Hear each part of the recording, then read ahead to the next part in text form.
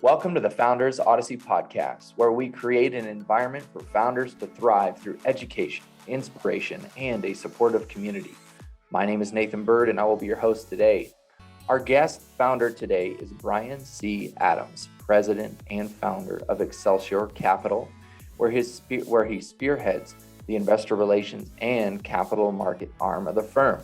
He has 10 years of experience in real estate private equity, and prior to forming Excelsior Capital, Brian co-founded Preem Properties, an institutional real estate private equity sponsor, in 2010, and provided leadership and direction for the firm in connection with capital markets, investment management, and investor relations. With Brian's relational approach and deep knowledge of the real estate investment markets, we know you will receive a tremendous value today. Thank you so much for joining the show, Brian. Thanks for having me, Nathan. Absolutely. I always get excited about having new guests in different industries, of course, because every founder has a different journey, right? Or Odyssey, as we like to say here on the podcast. So let's go all the way back to where Brian was inspired to start doing things out on his own and start to spearhead this path, what you would call an Odyssey. Yeah, and I love your term Odyssey because I'm a big believer in the hero's journey, right? The 3-chapter saga that typically we all go through as entrepreneurs. And so to relate back to chapter 1, I grew up in upstate New York, very comfortable. But, my father is an attorney. My mother is a child psychologist. I didn't want for anything, but I certainly didn't live, know what a family office was or understand really what private equity was. I didn't have a lot of exposure to financial services in general. But I was fortunate enough to go to a great school that my parents paid for. I met my wife there, and she is from Nashville originally. And my wife's family has a single family office based here that has invested in private equity real estate for a very long time. So I was super fortunate to connect with my father-in-law and our CIO and learn about the private equity real estate business through those relationships as an LP. And that, in addition to moving to Nashville and being around a very vibrant, growing entrepreneurial city, that's when I got that bug to start the company, right? So I get all of this energy and excitement. I stop practicing law. I go out there, and I'm sure we're going to get into it, but try to raise some capital, go and find some deals. This is in 2010, 2011 in Nashville. So there's a lot going on post-Great Recession. Was able to amass a pretty decent sized portfolio in fairly short order because I kind of cracked the code on capital raising in many ways after a lot of trial and error. And then just grew too quickly, too fast, right? So chapter 2 kind of fell into the abyss in terms of challenging times of managing that growth, not appreciating the fact that even though I was in the real estate business, I was also now a small business owner. And that period of being just a pure play entrepreneur had ended. And we were now in a little bit of the messy middle of actually running a company, right? Scaling it and facing a lot of those headwinds that a lot of us do. Managed to work through a lot of those issues, and we can unpack that if you'd like. Got my teeth kicked in for about 2 years, learned a lot. And then now with Excelsior, I've been able to take the lessons learned and apply them into this new iteration of the company and really feel like we're hitting our stride now. And I'm just about to turn 40. So I've been doing this for 10 or 11 years now. So we can go anywhere you want, but that's certainly been the arc of my narrative as an entrepreneur. The first thing I want to ask you is, you said you grew up not wanting necessarily, and I understand what you're saying there, but so we've got to understand what really propelled you to start being hungry, right? Because there are certain times, right? If you have gone through a nice upbringing, right? But there are failures that you'll have, but there are also extrinsic motivators that will motivate you to that next level. So could you explain that circumstance where you started to receive that motivation, whether it be, extrinsic or intrinsic? Could you explain? Yeah, I would say the intrinsic one, which I've since compartmentalized to some extent, was ego and vanity. I think we all well, I think many of us, especially males of a certain age, want that sense of adventure and that want that sense of accomplishment. And we think that, zeros in the bank account or AUM or square footage or revenue or whatever the signifier is will grant us that status that we all seek within our tribe. I've since, rejected some of that, but that was certainly a big initial motivator internally.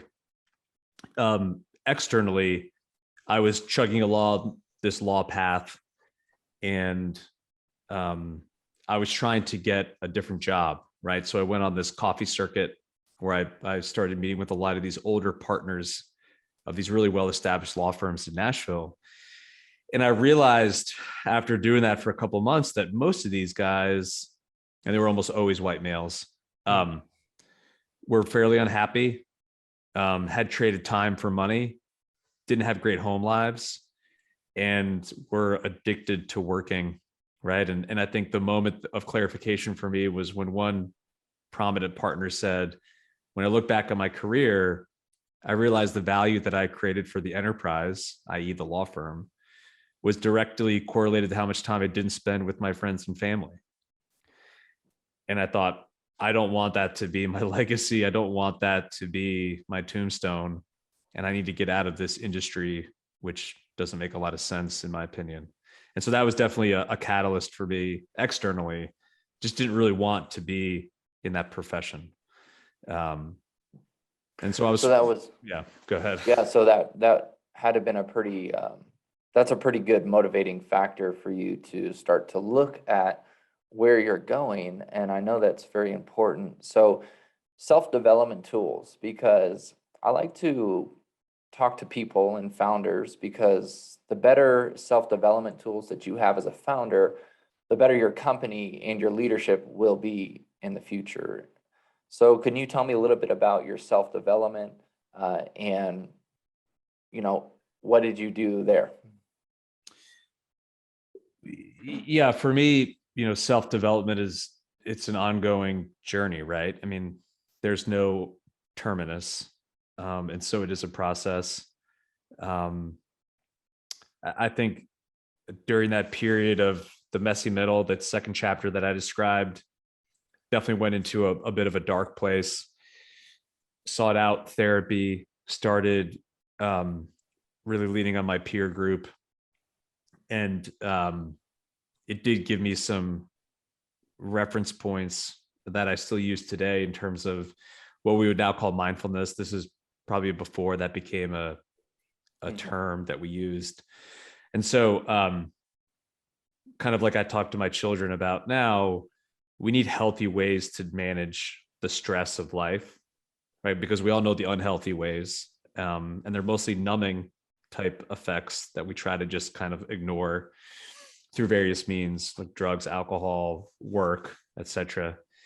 And so now, physical fitness is a big part of my life. Sleeping is a really big part of my life. Meditation, mindfulness exercises, and those kind of things have all really helped me a lot. And where I'm always kind of playing around with them to see what's most effective, but those certainly were a big part of getting me through that challenging time. Yeah, because, one of the reasons why I asked that is because we'll get into investments and tactics and everything that, really can make a very solid, a solid business really in what you've created, but it's really the person behind all of that, right? And what is propelling your motives forward, and really getting clear on your mission and your vision, which you have spent more time, than many people, right? To get very clear on why you're doing what you're doing. And it took some sacrifice, right?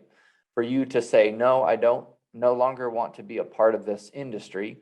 I'm going to start carving out this new, me, and then start defining why I'm going towards that, whatever that goal is. Because many people of you out there, you've got there's so many different ways that, you're wanting to accomplish your goals, and, it can be confusing if you don't have your mission and values set. So Well, yeah. So we're in chapters now, and let's go to chapter 2 with Brian and how you're presently building your company and some of your leadership tactics, but also we'll talk about investment strategies and how you're implementing those into your business. Yeah. So when I initially grew the company pretty quickly, we put together probably $250 million of real estate over the course of 3 years, which when you're in your late 20s, early 30s is a lot to handle. And I very much fell into a trap that a lot of real estate people do, which is being a deal guy, right? Going out there and making acquisitions and doing things because there's that excitement of, being able to take down a project and a deal and amassing square footage and AUM, which I think is a losing game and the wrong game to be playing in this business.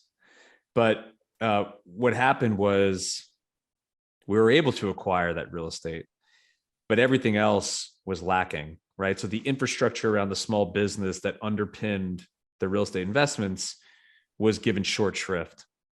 And so I realized that we needed to start putting time and resources into marketing, investor relations, being really clear with our communication, having, supporting value drivers beyond just the real estate itself.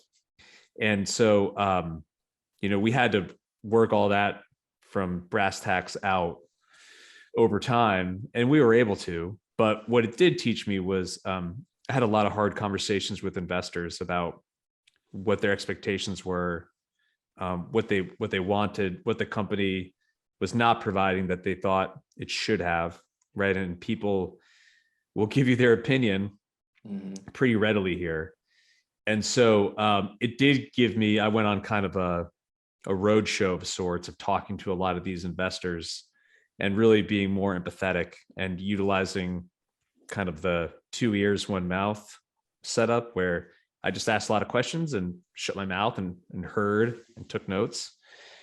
And it really allowed me to launch the second iteration of the company with purely being of a solution set mindset where I'm providing a product to my investor base that I know they want, exactly what they need, solving these 3 issues that are in their lives, which is access, educational content, and a peer network or an affinity network. Those are the 3 kind of pillars of our marketing. And,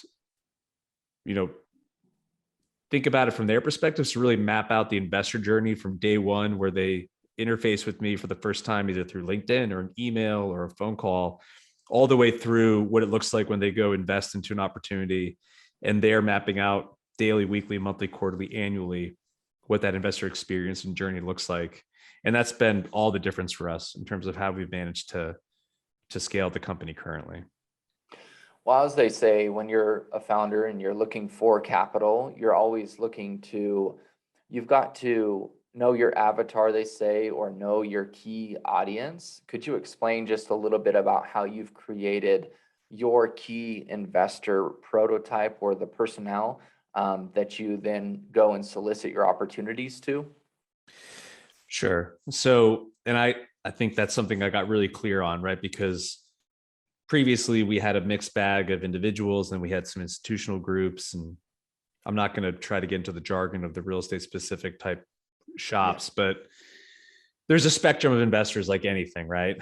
And it did make me realize that I did not want to work with institutional groups, the Wall Street set, that relationship where they give me $1 and I give them $1.25 back was not something that I wanted to drive how I grew the business. And so I got really clear on wanting to work with accredited but non-institutional investors. This is a population set that I knew well, that represented my family, and that I could empathize with in terms of the needs and challenges that they have. So these are high net worth individuals, families, family offices, multifamily offices, RIAs, et cetera. And we built everything, around servicing that group. And even more so, we spent a lot of time talking to other sponsors and GPs and operators. And in our business, very few people want to work with the ultra high net worth individual and family set. It can be challenging because it's a long sales cycle. You've got to get to know them. It's not just getting $10,000 and $20,000 checks like in a crowdfunding platform. And it's not working with large institutional groups that want to allocate $5 million. It's that in between. But this is a highly underrepresented investment community in many ways. And it's a very large swath of the population. And so we started, okay, this is going to be who we work with because we understand them, we know them, and they're underserved. And then when we got to the deal size or the investment profile, which is a correlation to our ideal customer profile, nobody in our business really wants to raise $3 to $5 million of equity. It's considered the most challenging amount of equity to raise for obvious reasons. That's a lot of $100,000 checks. But that means that there's deals out there that fit that profile that are mispriced, that's inefficient. So we kind of flipped the narrative on its head and said, okay, who do most sponsors not want to work with? And what type of capital raises do most sponsors not want to deal with? And so counterintuitively, that's created a really nice niche business for us because there aren't a lot of groups who, are taking that on themselves. So as with any type of company, you have a SaaS stack, and there's technology that you have stacked in order to run your organization. I like to consider it an investment stack in how you look for your short-term, long-term, and mid-term capital. And could we go through your mindset or understanding of how crowdsource equity fundraising tactics are also playing a factor into your investment stack? Do you use any crowdsourcing of any kind for any deals? We don't work with crowdfunding websites. I think there's a place for them in the ecosystem. Mm-hmm. And I often tell people who are getting into doing direct private offerings or private real estate in general, they're a great resource, right? Because they're providing a ton of content. They have incredible marketing, and they have such a breadth of investment optionality on their platforms. So from the investor standpoint, I think it's a great way to get to know, gosh, maybe I don't have the risk profile to do a development deal because you put $10,000 into a deal that blew up, or you realize, man, yields are really bad in stable multifamily. I didn't really appreciate it until I put $25,000 into this Class A deal in Austin, and it's very stable, but it's only giving me 2%. Like, that's not really something I want to do. And so it gives you very low dollar figure access to all kinds of different type of investments. So it's great. But the problem is, from a sponsor standpoint, it's fairly expensive capital. So you're typically going to be paying anywhere from $10,000 to $30,000 onboarding initiation fee. And then depending on the platform and the deal raise, $1,000 plus per investor that comes in. And that's not necessarily the issue in and of itself. The problem is those costs are going to get passed through to the investors. I mean, those are things that get incorporated into the deal, right? And I think that's what's challenging about the crowdfunding world is the cost of capital is actually pretty high. There's no guarantee of success. So it's a best efforts attempt by the platform, which as a sponsor makes you very nervous. You don't have control over this fundraise and you don't really have a lot of insight there. And then I think it affects the quality of the deals that you find on these platforms, because sponsors like ourselves, who we have our own investor base, we have our own kind of internal team. We don't need to work with them, right? We don't think it's a very efficient piece of capital. And so we don't work with them, but I do think they have a place within kind of the world we occupy. Yes, within the investment world. Well, that's all right. Just wondering your take on that. As you know, they're becoming a little bit more popular due to the democratization of just capital in and of its own. There's just been a maturation of how capital is being raised. And of course, you're seeing the other side, and having managed multiple accredited investor groups and, family offices and things like that. But I certainly see that there is a progression that's happening within the space. So with you being in this industry for many years now, what would you want to teach your younger self, and some of the things that you have gone through as far as education, and what are you passionate about wanting to teach people? Yeah. So one comment on the previous conversation before I get to this question, I think what you'll continue to see within the crowdfunding space is these platforms start having their own internal products, right? Their own funds that they control, their own, they call them REITs, even though they're not really REITs, their own internal sponsor operators that they own the general partnership interest of. I think we'll continue to see that play out now that they have this database of investors that they paid a lot of money for. They're going to try to figure out ways to leverage those relationships and that kind of capital base. Another thing you have to understand about the crowdfunding websites is, and this took me a while to figure out, they're not pure play real estate firms.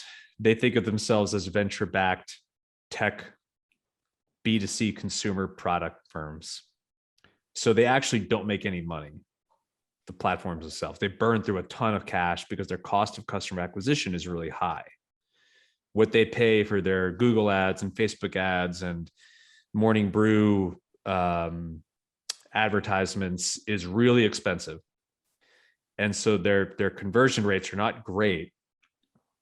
And so when they get somebody, they really need to make sure that they leverage them. And so that's something just to be aware of. And that kind of segues into the question to your answer, which is, what I wish I had taught myself early on is something that unfortunately you can't learn unless you go out and get the nose, but just how important sales and marketing is. And I think a lot of sponsors are uncomfortable talking about it because they just want to be seen as real estate industry experts and thought leaders. And they think that investors will be turned off if they say, oh, like, why is this sponsor talking about sales and marketing? He should be talking about deals. Well, unless you have a robust sales and marketing firm or infrastructure, you're not going to be able to continue to deploy capital. You're not going to be able to continue to have lower minimums. You're not going to be able to continue to source new opportunities for your investor base, because if you don't focus on broadening your funnel, you're just not going to be able to, right? If you don't have the ability to raise enough capital to close the deals, if that LP, even though they know you, they're not going to be able to actually participate in the offering. That's what allows this whole ecosystem to work. And so you really want to talk to your GP and sponsor if you're an LP thinking about engaging with somebody. Like, what does your pipeline look like? How do you acquire new investors? How do you think about engaging, educating, and then, converting them into being LPs? That's really important, because for you to participate $50,000 of equity into a $10 million deal, unless the sponsor can close, unless they can raise the rest of the capital, they're just wasting your time. And so that's a big part, I think, of what I wish I knew. And also just this value beyond the deal, right? I think it's really important now. Investor expectations in a good way have gone up, and they've started pushing the envelope of what they expect to get from their GP and sponsor beyond just the individual investment offerings, right? So are you going to be able to make introductions for me? What does your network look like? Are you a resource for me beyond just the investment offerings that you produce? All these things are really important, especially as people try to get educated about different alternatives and different niches. You need to be creating white papers, doing podcasts, doing webinars, doing co-branded content so they can meet other vendors, other really good third-party financial and professional service providers. I think that's one of the benefits of engaging with a sponsor, is now you get access to 18,000 people on LinkedIn and my 8,000 people on my distribution list. Like, there's a lot of power in that network. And so that's something I didn't fully appreciate early on in my career.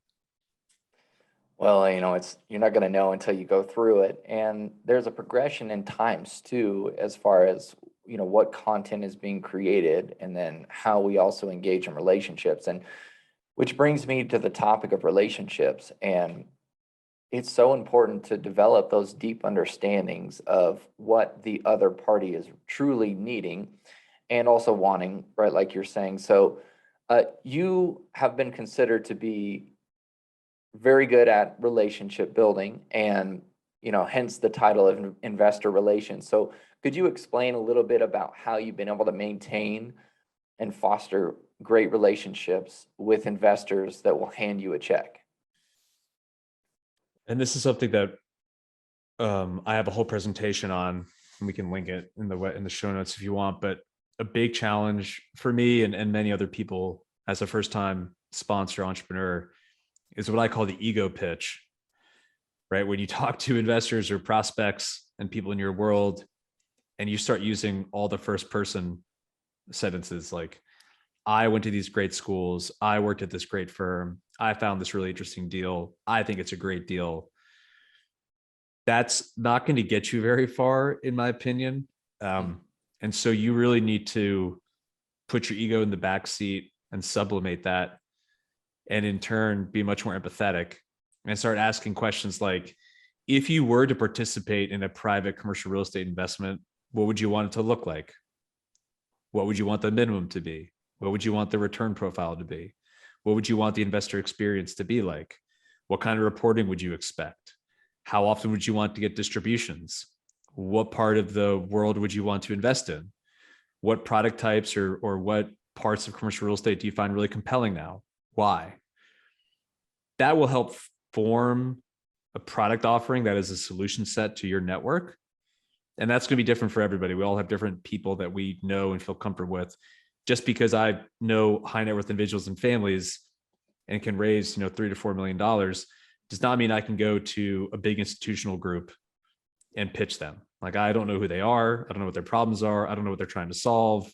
I don't know where they spend their time. I don't know what media they digest. That's not my ideal customer profile.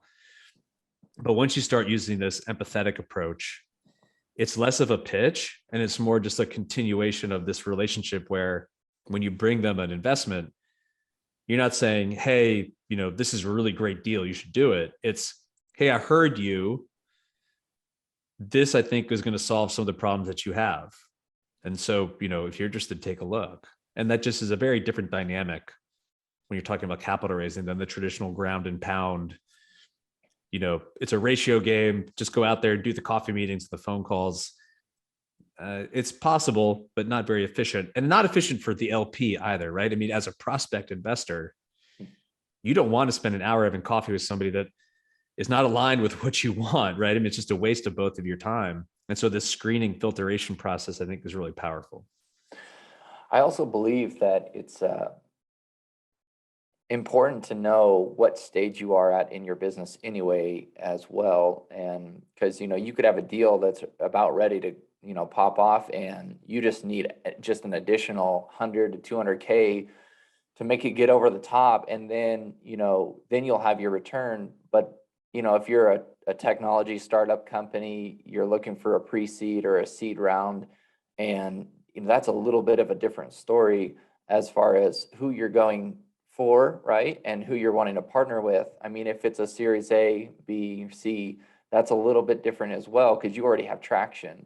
So you've got to know at what stage you are at in your company to be asking for the funds that you need. So it's a very strategic approach. And this is the biggest fallacy that I see in the business today, is this bromide that you'll always raise on a good deal. I think it's garbage.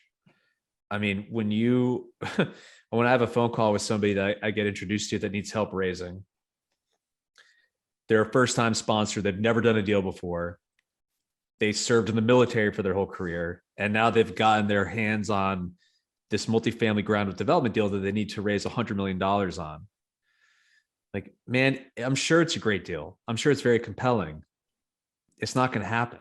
Like, you need to be realistic with who you know and how well you know it. And it could be the best deal in the world, but unless you've done the job of pre-marketing it and pre-selling your potential prospective investors on your vision, and you're bringing them a solution set, you're going to spend a lot of time having a lot of dead-end conversations. See, and that takes us all the way back to understanding and being very clear on your mission and your vision, and also the solution that you're providing, like you're saying, and just being extremely clear on that. And that's what your pitch prep class helps with. And, everybody will put a link in the description for you guys to go to that pitch class, for you to experience what Brian has created for you as you start to go through your process of raising funds for your company.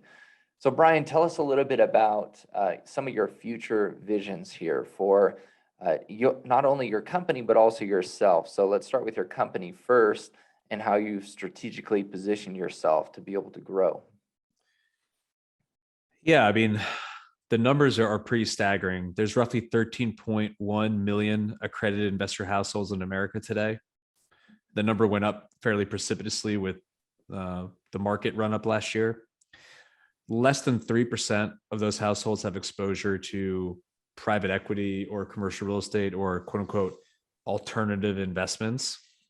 And so it's just a massively underserved market where traditionally they're getting exposure to these type of opportunities through big Wall Street firms or fund of funds or expensive intermediaries or some kind of brokered relationship where they don't know the GP, they don't know the sponsor, and they're paying a lot of fees. I think we've all seen how powerful private equity has been for Wall Street the last 25, 50 years. And it's time for the quote unquote retail investor, the individual who is affluent, who has capital, who understands, to start getting exposure there. I mean, right now it's changing, right? With crypto and Robinhood and some of these other avenues that are opening up, but it's still only a tip of the iceberg. And so for me, I think we're really well positioned to just, be a Sherpa for a lot of people, to help them navigate through this process of graduating from a crowdfunding website to kind of the next step of understanding how private equity works and the power of commercial real estate investing. And this fractional ownership, I think, is a theme you're going to see play out. You mentioned democratization of access to alternatives. I think this fractionalization of ownership is just what the stock market is, right? Yep. And so you're going to see that play out across different asset classes, be it real estate, be it private equity, be it art, wine. I mean, it's all coming, right? And I think it's a really powerful force, but you have to lead with education. And so for us, we're just trying to help educate people, help give them access, and help create an affinity peer network within our investor group that is exploring all of these things. I'm not in the wealth management business. I'm not trying to get all people's AUM, just trying to give them some exposure, right? At a manageable minimum investment level, but give them that same quality of experience that Wall Street has been able to produce. And so that's kind of the vision of the company. And I think where we are, positioned today. I think it's important too, also, because you're on a platform right now. And if you were to sell your firm to people that are listening to this right now, tell us, what is the best reason to choose Mr. Adams and Excelsior? And of course, there's a lot of really good stuff in this interview, and I really appreciate you sharing it. So tell me a little bit more on why Excelsior would be the best place to be. Yeah, I mean, I'm not going to spend a ton of time here because it's so self-serving, but I appreciate that question. For us, right now, for many accredited investors, they have exposure to multifamily, they have exposure to single family, and via REITs and other kind of private investment offerings, they can get exposure to gateway market type opportunities, be it office or industrial or et cetera. In today's world, it's really hard to get 10% cash on cash yield annualized, and even harder to get it in a monthly distribution setup, and even harder to get a GP who only works with taxable investors. And that's very focused on your net of fees after tax return, right? I don't have non-taxable entities in my deals. So I'm not swayed by these big anchor LPs that would push me to be tax inefficient just for their own benefit. And so for us, the pitch is really simple. Access to good quality deals at a manageable minimum of $50,000, double-digit yield that we send out monthly, and all the tax benefits that come from direct real estate ownership through cost segregation analysis and accelerated depreciation, all these other things, and exposure to an asset class that is otherwise pretty hard to get, right? So commercial, be it office, flex, industrial distribution in these growing Sunbelt markets, it's a nice niche. It's not the most scalable thing in the world, and that's fine. I really like the people that I work with, and I like the investors that I have. And so if that seems compelling to you, then let's have a conversation. And if I can't help you, I know a lot of people that probably can. See, that's a good attitude to have, the collaborative approach. And I think a lot of people are they're in business, of course, to make a dollar, but also to feed their family, to create a legacy, and to really move the needle forward in many aspects of their life. Which really brings us to our final question here for you is, doing business is great, but leaving a legacy is even better. So what type of legacy do you want to leave? Yeah, like I mentioned earlier, a trap that many people in real estate especially fall into is this AUM square footage game, where it becomes like a golf course competition of who has more buildings and that kind of thing. I think that's a terrible game to play, and is a false illusion, right? It's so like a false dawn, because once you hit the number, whatever that number is, you realize nothing has fundamentally changed in your business. And you just 2x it or 10x it because you can. You just keep driving towards it without any other kind of guide. And so for me, when I onboard somebody to the company, I say, if I do my job right, within 2 to 3 years, you should come to me with an outrageous raise, or asking for ownership in part of the company, or telling me you're leaving to start your own firm. And the legacy that I have is that I can create 10 other companies that employ 10 other people that can provide quality of life to their families. I'm good. Like, the backbone of America are these small, middle-sized companies. And I mean, that would be terrific, right? I mean, I think that would be a wonderful legacy to have. Personally, I hope my children are not jerks, that I hope they're productive people and that they go out there and they're good global citizens. That's kind of my personal goal at home. But in the business realm, I hope to inspire other people to be entrepreneurs and teach them what I know. And hopefully they go out and they do great things. I mean, I think that'd be a wonderful legacy to have. Well, I agree with you, and that's just a wonderful line to leave on. And once again, everybody out there, this has been Brian Adams. You can have access to his free pitch class to help you prepare for your pitch for different investors. In addition, if you guys have liked this episode, feel free to subscribe and also share with your friends. And until next time, go through all of the other episodes that we've shot. Feel free to listen. We're also on YouTube and also Spotify. Thank you very much, Brian. Thank you, Nathan. I really appreciate the opportunity.